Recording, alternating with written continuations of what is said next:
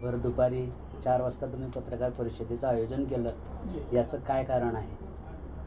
खऱ्या अर्थाने आज मी खडसे साहेबांची एक पत्रकार परिषद बघितली. त्या पत्रकार परिषदेमध्ये त्यांनी परवा म्हणजे मी त्यांच्याविषयी एक लक्षवेधी 2600 क्रमांकाची लक्षवेधी सभागृहात दाखल केली होती आणि त्याच्या उत्तरादाखल ज्या माननीय चंद्रशेखर बावनकुळे माननीय महसूल मंत्र्यांनी जे स्टेटमेंट केलं त्याला तोडून मरोडून ते काहीतरी वेगळ्या पद्धतीने स्टेटमेंट करताय आणि बोलताना त्यांची पद जेवढी खाली आलेली आहे तेवढेच ते खाली आलेले बोलताना, म्हणून खऱ्या अर्थात त्याला उत्तर देण्यासाठी काही कागदपत्र घेऊन आपल्यासमोर आणि आपल्या माध्यमातून समाजासमोर ते येण्यासाठी मी खऱ्या अर्थाने आज पत्रकार परिषदेचं आयोजन केलेलं आहे. 2600 नंबरची जी ही माझी लक्षवेधी होती ती खऱ्या अर्थाने मानपूर शिवारामध्ये 87 एकर म्हणजे 35 हेक्टर गटामध्ये 122 नंबरचा जो गट आहे त्या गटाला घेऊन होती. त्या गटाच्या संदर्भामध्ये मधल्या काळामध्ये जर आपण बघितलं तर रिपब्लिकन पार्टी ऑफ इंडियाने अनेक आंदोलन केले. 2001 पासून ते कुटुंब त्याच्यासाठी अनेक उपोषणं किंवा यांच्या घरी यांच्या दारी खेटा मारत होतं. त्यांना विनंती करतो की आमची जमीन आम्हाला द्या. तर यांनी 2002 मध्ये तिथे तापी पूर्ण शुगर अलाइट लिमिटेड नावाने एक फर्म उभी करून त्याच्यामध्ये काही डायरेक्टर घेऊन तिथे मी शुगर फॅक्टरी करणार आहे अशा पद्धतीत त्या लोकांना आश्वासन देऊन 87 एकरच्या आजूबाजूला काहीतरी जमीन तिथे कवडीमोल भागात विकत घेतली. तुम्ही जर बघितलं असेल या जमिनीचं खरेदी खत आता माझ्याकडे आहे. ही काहीतरी 6 एकर 6 एकर जमीन आहे. ही 13 लाख रुपयामध्ये घेतलेली. आज ती रोड टच जमीन आहे. त्याला कंपाऊंड पण त्यांनी केलेलं आहे. तर ही रोड टच जमीन आजची 50 लाख रुपये भावाची जमीन त्या टायमाला त्यांनी 13 लाख रुपये भावात घेतली. शुगर फॅक्टरी झाली नाही. कालच्या दिवशी बोलताना ते सांगत होते की मी इथे इथेनॉल फॅक्टरी करणार होतो. ऑलरेडी तुम्ही जर बघितलं तापी पूर्ण शुगर अलाइट लिमिटेड नावाने हे करता आणि नंतर इथेनॉल करणार होतो. शेवटी मला माहिती आहे की त्यांचं वय पण झालं आहे.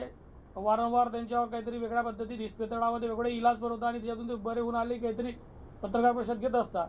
तर त्यांनी मागे जे पापं केले ते सगळे आता समोर यायला लागले. सगळे डॉक्युमेंटरी एव्हिडन्स सगळे समोर आहे.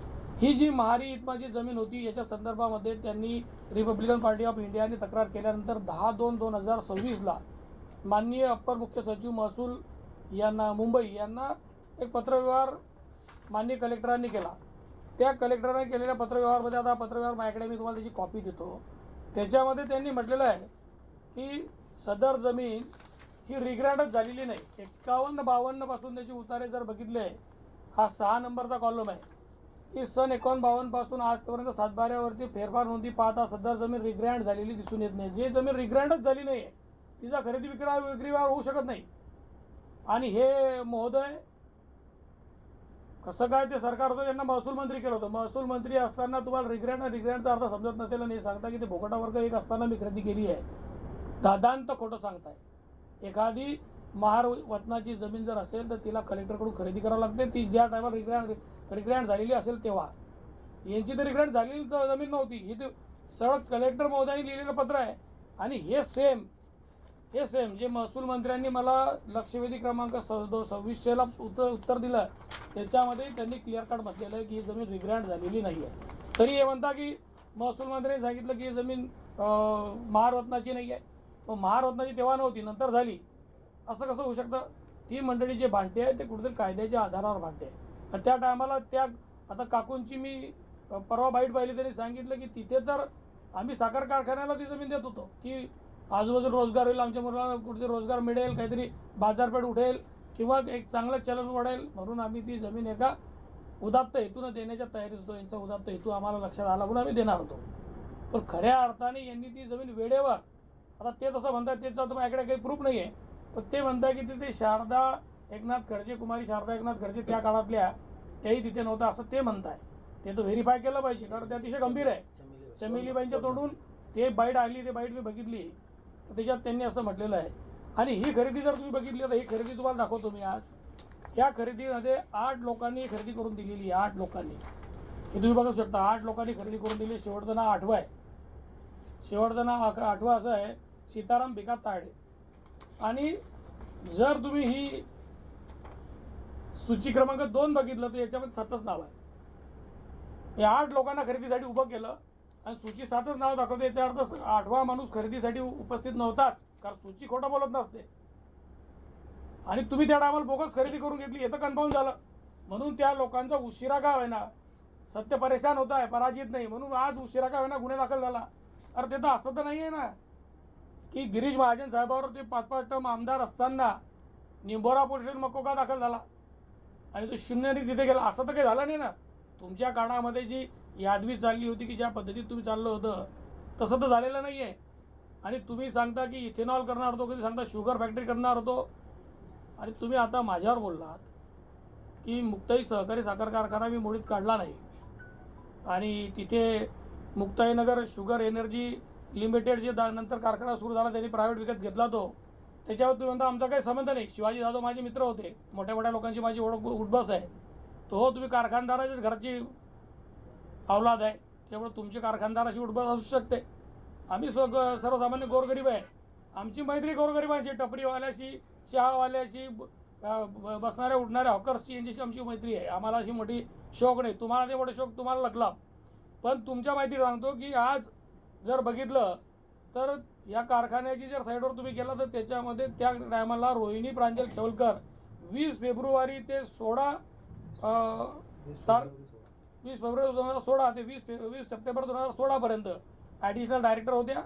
नंतर त्या 30 सप्टेंबर 2016 ते 22 सप्टेंबर 2020पर्यंत डायरेक्टर होत्या. तुम्ही सांगता आमच्या कारखान्यात काही संबंध नाही. कारखान्यात तुमचा काही संबंध नाही तर हे गळीत हंगाम करताना माननीय मुख्यमंत्र्यांनी तिथे कोणी आणलं? तुम्ही प्रत्येक गळीत हंगाम करता तिथे पुढे पुढे होता. आणि मग तिथे जे 1600 बेरोजगार झाले त्याला जबाबदार कोण?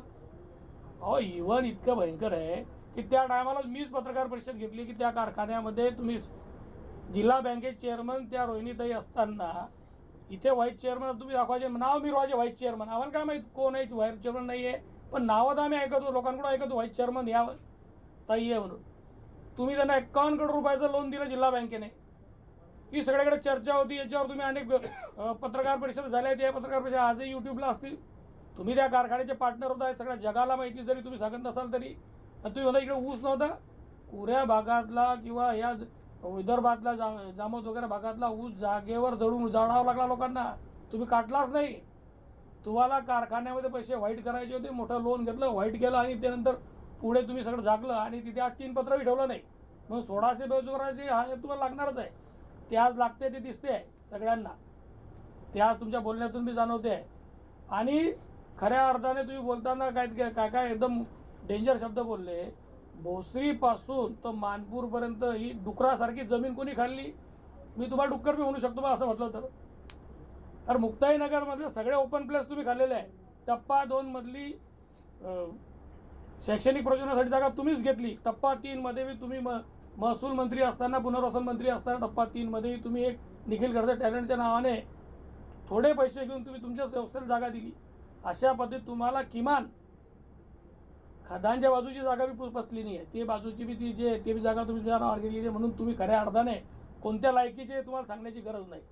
आणि तुमच्यावर इतकं जास्त बोलण्याची वेळ त्यासाठी येते की तुम्ही लायकीच्या बाहेर गेला तर आम्ही बी तुम्हाला तेच सांगतो की त्याच गावच्या बोरी त्याच गावच्या बाबडी आहे, हे लक्षात ठेवा.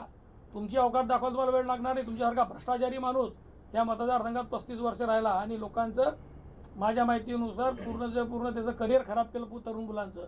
अरे इव्हन तुम्ही फक्त थक हमी काहीतरी 10-12 करोड रुपयाची मधुकरला देऊ शकलो नाही म्हणून मधुकर सहकारी साखर कारखाना बंद पाडण्याचं पापही तुम्ही केलेलं आहे. आणि तो मधुकर साखर कारखाना बंद पडल्यानंतर जे लोक बेरोजगार झाले ना त्या लोकांनाही तुम्हीच जबाबदार आहे. त्या टायमाला जिल्ह्याचे सर्व स्वतः तुम्ही म्हणून घेत होता. आम्ही तुम्हाला काही म्हणत नव्हतो, पण तुम्हीच म्हणून घेत होता. त्या टायमाला मधुकर सहकारी साखर कारखाना बंद पडला आहे. जळगावची MIDC कधीच उठू शकली नाही, कधीच पनपू शकले नाही. पण तुमच्यासारख्या अशा भ्रष्ट माणसाने अशावधी चर्चा करणे हे अतिशय सूर्यावर थुकण्यासारखं आहे.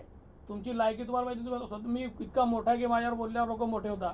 आम्ही आमच्या कष्टाने मोठे झालो आहे. तुमच्यासारख्याच्या नाही. तुमच्या कुटुंबातले तुम्ही मोठे करू शकले नाही. मुलगा निवडून आणू शकले नाही, मुलगी निवडून आणू शकले नाही.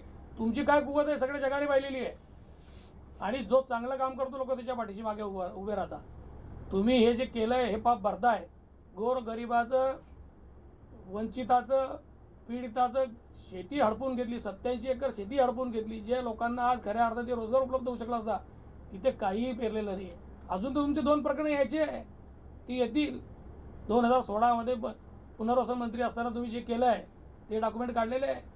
आणि ह्या 87 एकर जमिनीवर आजही जर उतारे पाहिले तर कापूस दिसतो, तिथे तूर दिसते. त्याचं बहुतेक तुम्ही काहीतरी लाटलंच असेल. कारण याच्यावर दिसतंय आणि ते जर पाहिलं आता ते सॅटेलाईट इमेज घेतले तर 100% भकास आहे, काही लागलेलं नाही आहे. त्या मावशींनी परवा पत्रकार परिषद घेतली, त्या आजूबाजूचं शेत आम्ही पाहिलेलं आहे, ते सगळं पडीत आहे. अशा पद्धतीत चर्चा करणाऱ्या तुमच्यासारख्या माणसाचा जेवढा केला तेवढा दिशत कमी आहे. म्हणून किमान आपलं तोड जे आहे ना ते अतिशय गलिच्छ आहे, ते दाखवू नका लोकांना. खडसे साहेबांनी आरोप केला होता की मी सूतगिरणी मार्फत आणि इतर सरकारी व बिनसरकारी अशा क्षेत्रामध्ये जवळपास 5 ते